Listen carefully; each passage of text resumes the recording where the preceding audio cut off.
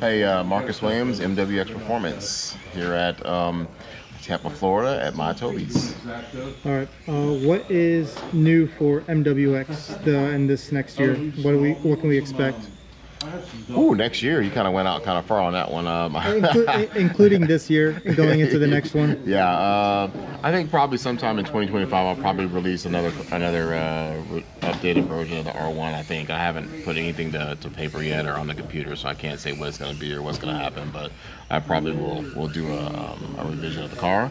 Got wheels coming out. I got a new facility. It's trying to grow. I'm not quitting. What is what is the name R1? Like, what made you? Why did we go with that name?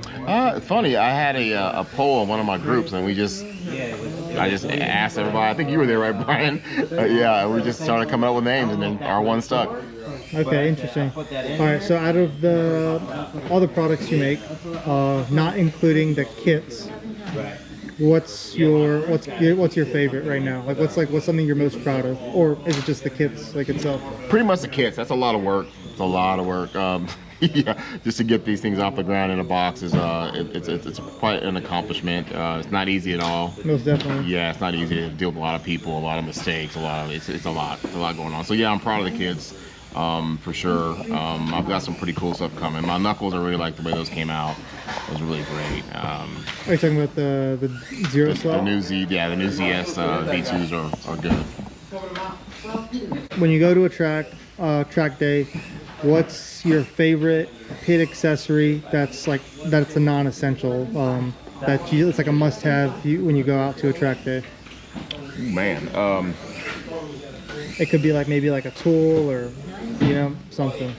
To me, an E-clip tool, the Silver Horse driver sand, Silver Horse tool. Those are a go-to right there. Can't go anywhere without them. Later this year, you're gonna have new motors, ESCs, servos just came out, and the wheels. Tell us a little bit more about those products.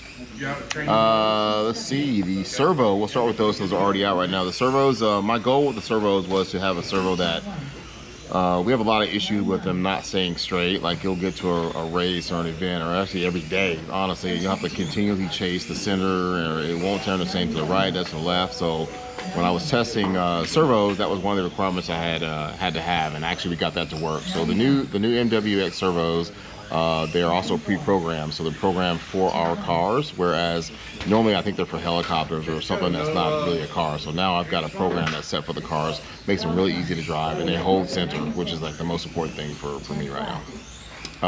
As far as the wheels, of course, everybody's seen them right about now. Those are about ready to go, and the main thing with those is having a 19mm front in multiple sizes, and that's one thing that we don't really have a choice of right now, so we got that accomplished. Motors, we're still working on. I've got one I've been running this weekend. We're getting close to getting those ready.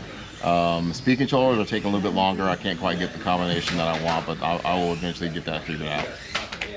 Okay, and then that's something you just mentioned. As far as servos, when would you do servo tuning?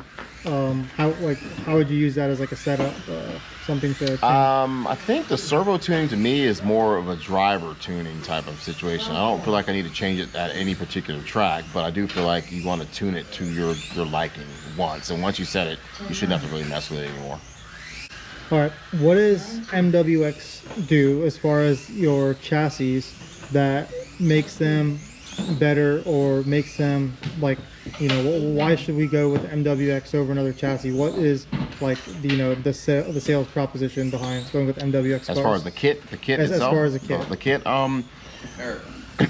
I have I tend to try to create and design things that no one's done before, and as being an engineer, my mind works a little different than most. I don't really follow what everybody else does. I follow how it's supposed to be, in my opinion, anyway. So the design of my products and my cars and everything that I make comes from just me, number one, making something that's better for myself first, and then once I get it where I like it, then I try to make it acceptable basically to the public. Yeah, so the designs are, especially the R1, the front end is unique, everything in the front's unique, the rear pod design is unique, and I've been able to get it to work, which is something that I'm proud of.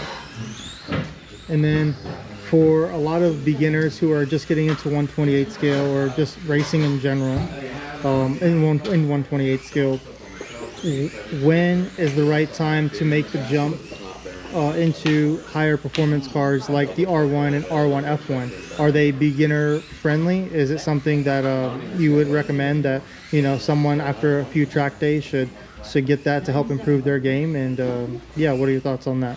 Yeah, I definitely would say that, you know, you start getting into the actual 128 performance cars.